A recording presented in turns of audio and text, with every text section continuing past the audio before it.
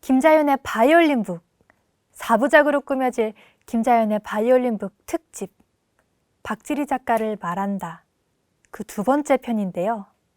우리 문학사가 놓치지 말아야 할 놀라운 작품 세계를 보여준 박지리 작가의 소설에 주목해보는 아주 특별한 시간입니다. 오늘도 함께할 귀한 분 모셨습니다. 바로 박 작가의 작품 편집을 도맡았던 사계절의 김태희 편집팀장님이십니다. 안녕하세요. 안녕하세요. 박지리 작가는 사계절 문학상 대상이라는 아주 큰 상으로 2010년에 등단했지만 그로부터 7년이 지난 2016년 세상과 영원한 작별을 했습니다. 안타깝고 아쉬운 삶을 산 그녀였지만 그 기간 동안 7권의 책을 남기셨는데요. 그런데 박 작가는 등단 이후에도 자신을 작가라고 불리는 걸 꺼렸다고 저는 들었습니다. 그리고 자신을 백수라고 칭하기도 했고요. 왜 그랬을까요? 그러니까 25 나이에 등단을 하기도 하고 워낙 어리기도 했고 또 겸손하기도 해서 그랬을 것 같고요. 그리고 타고난 작가라서 사실 따로 뭔가 이렇게 작가라는 호칭이 필요하지 않았다고 생각합니다. 예. 편집자님이 지난 2017년에 쓰신 글을 보니 문단에서는 박지리 작가의 얼굴도 실제로 본 사람이 많지 않고 또 연락이 자주 닿지 않았다. 그러다 보니 그녀의 부재가 실감이 나지 않았다. 이런 내용이 있더라고요. 어느 정도로 연락이 잘 되지 않는 작가였나요? 그러니까 원래 메일이나 이제 휴대폰을 잘 확인을 안 하기도 했었는데 제가 안 그래도 이것 때문에 이제 지난 페북 기록을 살펴봤는데 가장 연락이 안 됐을 때가 그게 2014년 여름부터 2015년 초였는데 그 기간 동안이 사실 다인형을 쓴 기간이더라고요. 다인형을 집필하고 있어서 그랬고 사실 세븐틴 작업할 때 다른 작가들이 기대했던 거는 박지리 작가 얼굴을 실제로 볼 수 있겠다. 저희가 이제 여러 번 기획회의를 하고 그랬으니까. 그런데 박지리 작가는 그때도 당연히 한 번도 나오지 않았고 심지어 기자간담회 할 때도 나오지 않았어요. 제가 계속 꼭 나오라고 했는데 네네. 박지리 작가만 안 나왔는데 근데 뭐 다른 작가들도 다들 그냥 박지리니까라고 이해하고 넘어가는 분위기여서 예, 그래서 박지리 작가 상 받을 때 그때 시상식에 왔던 작가분들만 이제 박지리 작가 얼굴을 좀 본 편이고 다른 분들은 거의 본 적이 없습니다. 아, 네. 편집자님께서는 스스로를 영원한 박지리 빠순이로 칭하면서 평생 자신이 쓰고 싶은 글만 쓰며 살게 해주고 싶었던 게 꿈이라고 또 적어 놓으셨어요. 그만큼 박지리 작가의 작품 세계에 매료되셨다고 볼 수 있는데요. 오늘 김자연의 바이올린북을 보시는 분들도 그 세계에 한번 푹 빠져보시길 바랍니다. 오늘 소개할 첫 책, 바로 양춘단 대학 탐방기입니다.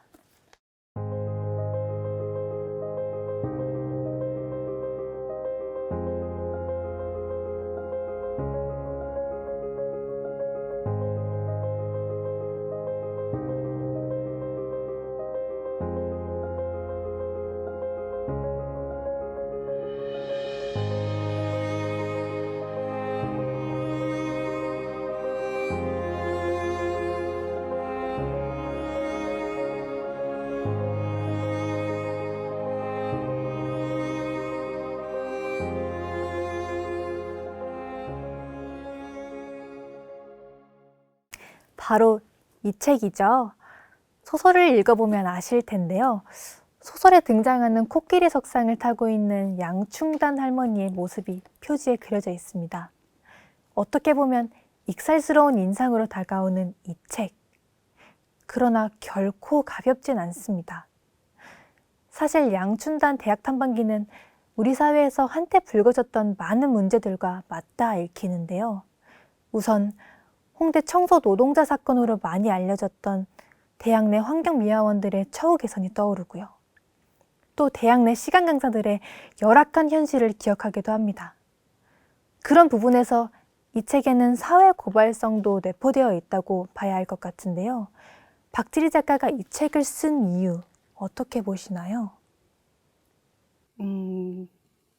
사실 박지리 작가는 그런 얘기 직접적으로 하지는 않는데 이제 작가의 말 보시면 대학교 때 환경미화원이 이제 강의실 청소하는 모습을 보고선 이제 그때부터 쓴 글인데 거기에 이제 나오는 다른 모든 사람들이 이제 실제 인물이라고 사실 실제 인물들은 아니지만 수많은 그런 을들의 세계, 우리가 항상 같이 있지만 그들의 존재를 인식하지 못했던 것에 대해서 좀 깨우쳐주는 그런 소설이라고 생각합니다.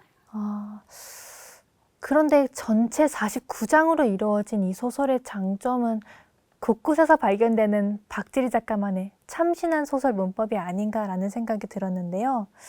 특히 저는 흥미롭게 사건을 전개해간 22장의 사건 경위서와 37장에서 41장까지 계속되는 일종의 화장실 낙서 사건이죠. 양춘단이 시간 강사 한도진이 보내온 일기를 옮겨 적는 그 부분에서 정말 씹으면 톡 하는 소리가 나는 아주 맛있는 나초를 먹는 듯한 느낌을 받았습니다. 아주 자연스럽고 경쾌하게 무거운 사건을 풀어헤치거든요. 사실 박지리 작가의 글쓰기를 누구보다 잘 아는 분이 편집 팀장님이 아닐까 하는 생각이 드는데요. 팀장님은 박지리 작가의 글쓰기를 어떻게 평가하십니까? 아마 거기에 이제 다양한 그러니까 경위서도 나오고 대자보도 나오고 화장실 낙서를 그대로 적는 부분도 나오는데 사실 그게 정말 소설을 전공하고 소설을 쓰는 사람들은 그런 식으로 안 썼을 거라고 생각을 해요. 그래서 그런 기존 작법하고 다르게 박지리 작가가 어쨌든 그때그때 그냥 생생하게 내놓는 건데 그게 이상하게도 너무 자연스러워서 잘 맞아 떨어진 것 같고요. 사실 양춘단 대학 탐방기 나왔을 때 어떤 작가분이 전화를 했어요. 그래서 이거 박지리 작가가 쓴 거 맞냐고. 그래서 맞다고 하니까 네. 그럴 수가 없다. 어떻게 이 65세 할머니의 이런 말투며 이런 눈치는 표현이나 이런 것들을 어떻게 세상 다 산 사람 같은 그런 것들을 그 젊은 작가가 풀어낼 수 있냐고 그때 막 그 얘기를 하셨거든요. 그래서 그럴 정도로 되게 놀라운 작품이라고 생각합니다. 소설을 보면 양춘단의 아버지 양호익은 가을밤 내내 사다리와 망치를 들고 몰래 오솔길을 왕래합니다.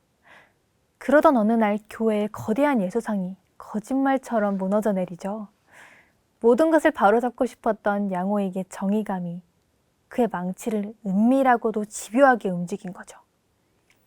그의 딸 양춘단 역시 같은 방법으로 위선과 차별로 얼룩진 대학의 상징과도 같았던 코끼리상을 무너뜨리고 맙니다. 시원한 사이다 한 잔을 마신 느낌이라고 할까요? 이 부분에서 속이 아주 시원해지는데요. 아마도 이게 석수의 피를 이어받은 양춘단만의 복수법이 아닐까요? 그런데 양춘단을 소설에 등장시킨 박지리 작가가 정말 깨고 싶은 것은 무엇이라고 봐야 될까요? 그 작품을 읽어보시면 아시겠지만 그 대학의 상징물인 그 코끼리상이 거기에 세워지게 된 계기도 사실 되게 유머러스한데 그 굉장히 권위적이고 굉장히 형식적인 것이기도 한데 각자 스스로 각성해야 된다. 그러니까 내 안에 있는 거대한 코끼리를 스스로 그렇게 망치로 두드리듯이 오랜 시간 깨트려서 각자가 갖고 있던 편견이나 이런 것들을 깨야 된다라는 뜻으로 해석하고 싶습니다. 아, 네. 이쯤에서 이 책을 읽으면서 제 마음을 가장 아프게 했던 문장을 읽어드릴까 해요. 바로 이 책 306페이지에 등장하는 환경미화원 양춘단의 마음을 대변하는 문장이기도 합니다. 시간이 아무리 흘러도 절대 나이 들지 않을 영원히 젊고 배운 사람들로만 가득 차 있을 이곳에서 쓰레기 봉지를 어깨에 맨 채 복도를 오가는 춘단은 벽에, 바닥에, 때로는 누군가의 발등 위에 겹쳐지는 작은 그림자였다. 수업이 끝나자 강의실에서 학생들이 우르르 빠져나왔다. 춘다는 얼른 복도의 가장자리로 물러섰다. 학생들은 춘단의 쓰레기 봉지를 툭툭 건드리며 빠르게 지나갔다. 쓰레기 봉지가 있다는 것은 알아도 그것을 들고 있는 사람이 있다는 것은 알지 못했다. 저는 이 부분을 읽으면서 우리가 살아가면서 누리는 많은 것들의 뒤에는 또 얼마나 많은 것들이 가려진 채 아파하고 있었을까 하는 생각을 해보았었습니다. 그런 점에서는 저 역시 가해자가 아니었을까 이런 생각을 해보았는데요. 그래서 돌아보고 또 돌아보게 되었던 것 같아요. 김 편집팀장님께서는 이 책의 수많은 문장 중 마음에 든 문장이 여럿 있으셨을 것 같은데요. 그중 한 부분만 부탁드려도 될까요? 저도 그 문장을 되게 좋아하고 또 여러 개가 있긴 한데 하나는 이제 양춘단이 강의실 청소를 하다가 여성학 강의하는 그 강의실에 자기도 모르게 이렇게 들어가서 들으면서 남자들이 그러니까 착취를 했다 이 얘기를 듣고 이제 집에 가서 남편한테 이제 김가 집안이 뭐 나를 착취했다 이런 부분도 사실은 되게 재밌었고 근데 읽고 싶은 부분은 그 미화원들이 부당한 대우에 이제 항의하려고 소장한테 편지를 이제 다들 이렇게 머리를 맞대고 쓰는데 막상 이 편지를 전해야 되는 시점에서 누구한테 전해야 될지를 몰라서 이제 대학이 누구냐 이제 이거 갖고 이제 서로 논쟁하는 부분이 있는데 그게 굉장히 독자들에게 많은 생각을 하게 해준다고 생각해요. 예, 그래서 그 부분 잠깐 읽어보면 대학이 누군데 결국은 제일 위에 있는 총장이 대학의 주인 아닌가? 아니, 내가 듣기로는 총장을 임명하는 사람이 따로 있다던데 대학이란 건 여기 부지런 건물들을 말하는 거 아니었어? 숫자를 봐. 뭐가 제일 많아? 학생들이잖아. 대학은 학생들을 말하는 거라고. 하지만 학생들을 다스리는 건 교수인데 교수는 또 총장 밑이잖아. 사실 어떻게 보면은 굉장히 우스운 장면인데 또 곰곰이 생각하게 되는 대목인 것 같아요. 특별히 그 문장을 고르신 이유가 있을까요? 지금 청소년들이나 모든 사람들이 뭐가 되고 싶다가 아니라 어디 대학에 가야 된다, 무슨 대학에 가야 된다, 이거 하나를 목표로 공부를 하고 수많은 경쟁을 치르는데 사실 내가 대학에 가서 무엇을 할지에 대해서는 아무도 고민을 안 하고 무조건 이 대학에 가야 된다, 뭐 명문대에 가야 된다, 이런 것에 다들 너무 익숙해져 있는 것 같아서 특히나 또 이제 지금 대학생들도 마찬가지고 지금 졸업을 해도 그러니까 스펙을 많이 쌓아도 취직이 안 되는 상황인데 사실 어릴 때부터 대학을 가야 된다 말고 그 위의 것에 대해서는 그 이상에 대해서는 아무도 생각해 보지 않았던 것 같아서 그렇습니다. 이제 다른 책 소개로 넘어가야 될 것 같은데요. 우리 김태희 편집팀장님 독자층에도 여러 독자층이 있을 텐데요. 편집자로서 양춘단의 대학 탐방기를 권해주신다면 어떤 분들에게 권해주고 싶으신가요? 지금 대학을 다니는 사람들, 대학생들이 읽으면서 내가 대학의 주인인가, 내가 대학에서 무엇을 배우는가를 좀 생각했으면 좋겠어요. 그러니까 양춘단은 대학에 어쨌든 환경미화원으로 들어가긴 했지만 그 대학에서 그 생활을 통해 가지고 정말 많은 것을 배우잖아요. 그래서 그런 것처럼 지금 학생들이 대학을 그냥 취업의 그런 장소로만 사용하는 건지 내가 대학에서 진정한 학문을 하려는 건지 그런 것에 대해서 생각해 봤으면 좋겠습니다. 네네. 많은 사람들이 세상을 고단하다고 하죠. 또 굉장히 퍽퍽하다고도 말을 하는데요. 하지만 얼굴 한 번 본 적 없는 시간 강사 한도진에게 따뜻한 밥 한 술을 권하던 이 책의 주인공 양춘단의 따뜻하고 너른 마음이라면 조금은 그 고단함이 줄어들지 않을까라는 생각을 했었습니다. 위선과 차별의 세상을 꼬집고 또 보이지 않는 이들의 마음까지 헤아려주는 마음을 전하는 박지리 작가의 소설 양춘단 대학 탐방기 꼭 읽어보시면 좋겠네요.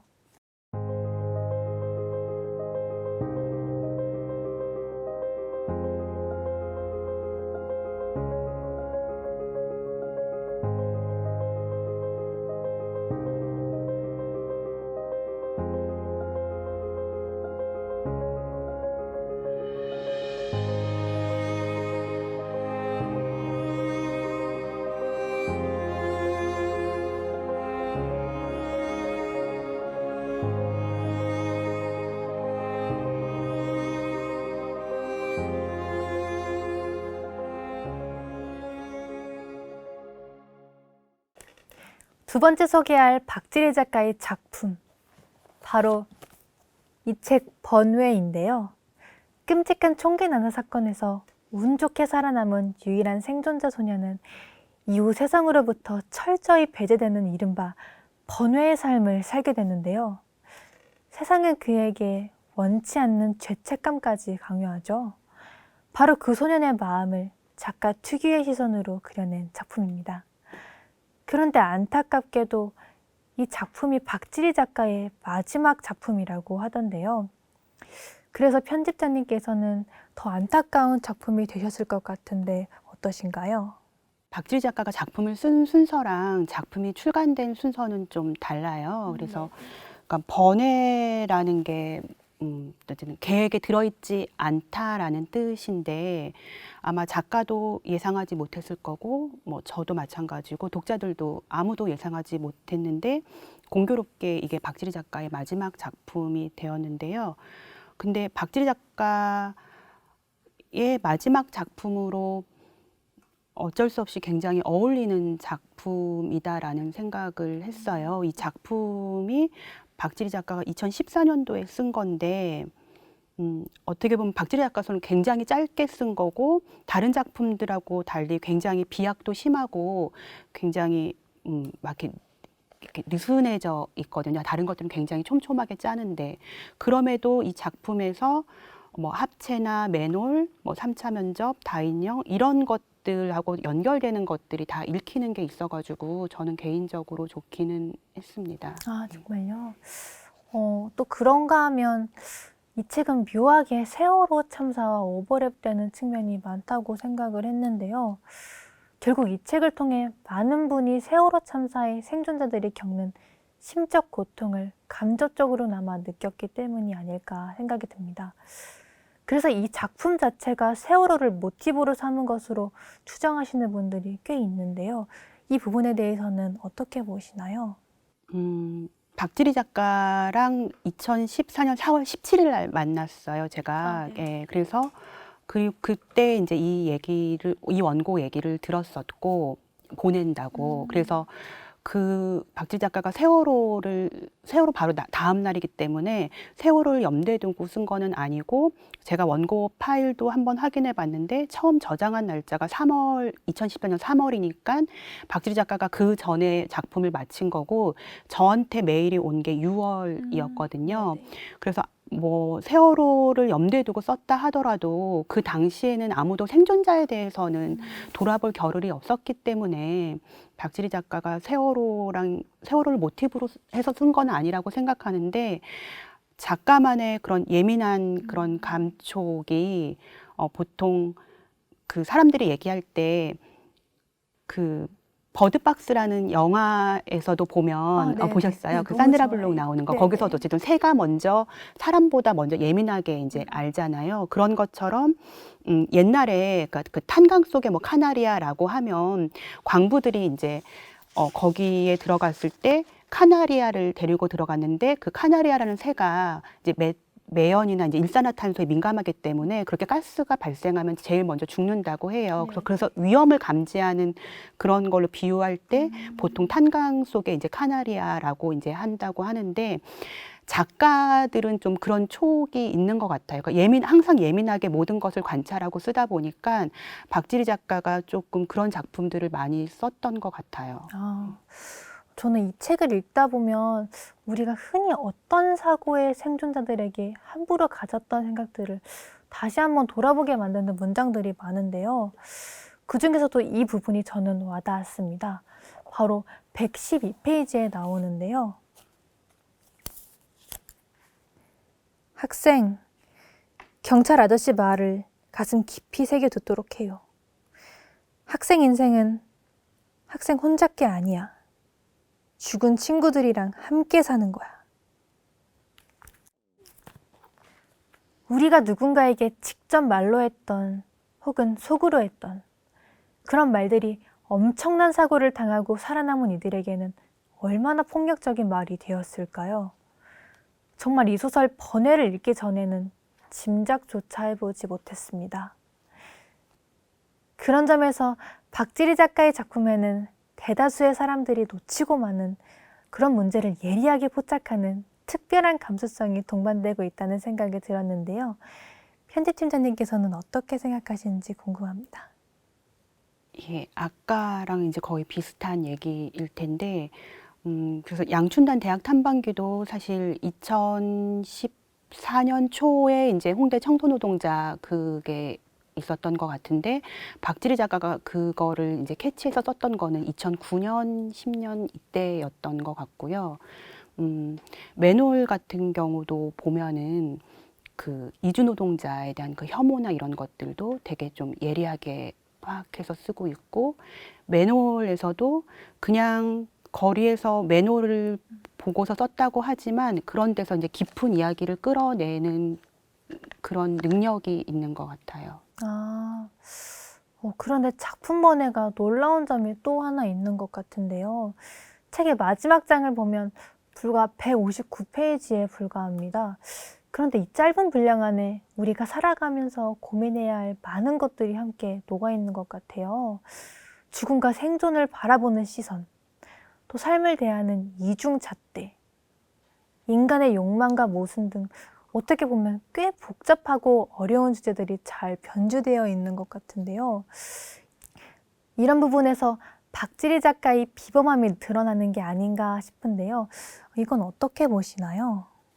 박지리 작가가 평소에 자기 책 안 읽는다고 항상 그런 얘기 많이 했는데, 박지리 작가 작품들을 읽어보면 우리가 뭐 언젠가 철학책에서 봤던 것 같은 거 또는 어떤 뭐 문학 이론서에서 봤던 것 같은 거, 그런 주제를 다루는 게 굉장히 많아요. 그래서 이거를 박지리 작가가 그냥 생각해낸 건지 아니면 정말 책을 읽고 공부를 한 건지 모르겠지만, 번외 같은 경우를 봐도 이 생존한 이 소년이 한편으로는 굉장히 죽고 싶어 하지만 뭐 하여튼 되게 살고 싶어 한다니까 이런 말을 계속 끊임없이 하면서, 그럼에도 어쨌든 계속 살고 싶어 하는 존재로 나오는데, 사실 우리가 누구나 다 그렇잖아요. 어느 날은 굉장히 죽고 싶지만 또 그만큼 또 살고 싶어 하는 거, 이거를 이제 뭐 에로스와 뭐 타나토스의 뭐 이런 걸로 이렇게 막 얘기하는 철학자도 있고 그렇던데, 그런 것들을 박지리 작가는 굉장히 잘 포착해서 보여주고, 뭔가 뭐 니체가 됐든 누가 됐든 되게 이제 철학서를 읽고 싶다라는 생각이 들 정도로 박지리 작가 작품을 좀 찬찬히 보다 보면 그런 생각을 많이 하게 되는 것 같아요. 네, 너무너무 잘 들었습니다. 지금까지 함께 해주신 사계절의 김태희 편집팀장님 정말 감사드리고요. 4부작으로 꾸며질 김자연의 바이올린북 특집, 박지리 작가를 말한다. 다음 시간에도 많이 많이 기대해 주세요. 생각을 해봤습니다. 박지리 작가의 소설 번외와 양춘단 대학 탐방기가 가지는 공통점이 무엇일까 하는 그런 생각이요. 그러다가 떠오른 한 줄의 문장, 바로 서로를 향한 따뜻한 관심이었습니다. 그리고 또 이 노래가 떠올랐습니다. 아이유의 노래 마음을 드려요인데요.